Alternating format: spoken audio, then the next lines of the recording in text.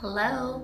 What a joy and privilege it is for me to walk with you today through the daily thought. We'll be reviewing Psalm 62 and we'll be reading this from the ESV translation. This was a psalm that was written by David, and if you didn't know, David is actually the human character that is referenced in the Bible more often than anyone else, second only to Jesus. I think this is pretty cool, and we learn so much about our human struggle as we see David articulate so much of what he went through for our learning and exhortation today. So let's read the chapter. For God alone, my soul waits in silence. From him comes my salvation. He alone is my rock and my salvation, my fortress. I shall not be greatly shaken. How long will all of you attack a man to batter him, like a leaning wall, a tottering fence? They only plan to thrust him down from his high position. They take pleasure in falsehood. They bless with their mouths, but inwardly they curse. For God alone, O my soul, wait in silence, for my hope is from him. He only is my rock and my salvation, my fortress. I shall not be shaken. On God rests my salvation and my glory, my mighty rock. My refuge is God. Trust in him at all times, O people. Pour out your heart before him. God is a refuge for us. Those of low estate are but a breath. Those of high estate are a delusion. In the balances they go up. They are together lighter than a breath.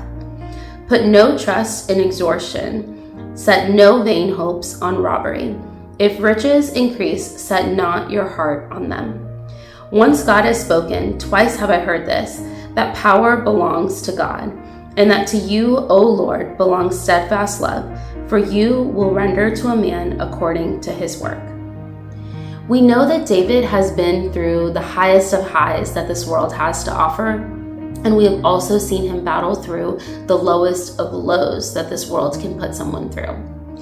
I really think it's neat that in this passage we kind of see David's general heart posture just in these few verses. We see his typical rhythm. From the beginning of the chapter, he starts with speaking truth about who God is. He says that for God alone his soul waits, and that he alone is his rock and his salvation. He actually says God alone and that God is his rock 3 times each in just the first 7 verses of this chapter. He is reiterating truth to himself, that is the foundation of which he stands upon.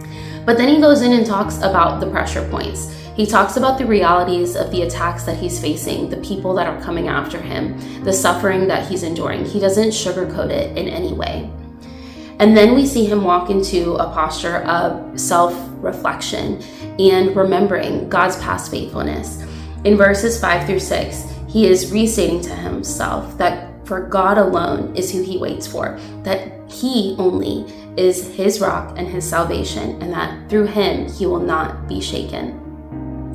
Then we go on in verses 8 to 9, and we see him invite others to remember who God is and also give a word of wisdom to people who think that they may be something more than they are based on power or riches or people's opinions. These are not things that really will have much significance in the eyes of God. Whether we are rich or whether we are poor in the eyes of the world, we are all equal in the eyes of God. And at the end of the passage, he reiterates truth again about who God is. He knows that to God is where our steadfast love comes from, and he knows that God will judge men according to their work. I think that this is a timely reminder for us as we have been given much. God does expect much from us, but it's not those things that make us significant in his eyes. All of our significance that we have comes from God. And it is our duty and our delight that we get to explore what it is that God might have us do for his plans and for his purposes in our limited time on this earth. May God bless you.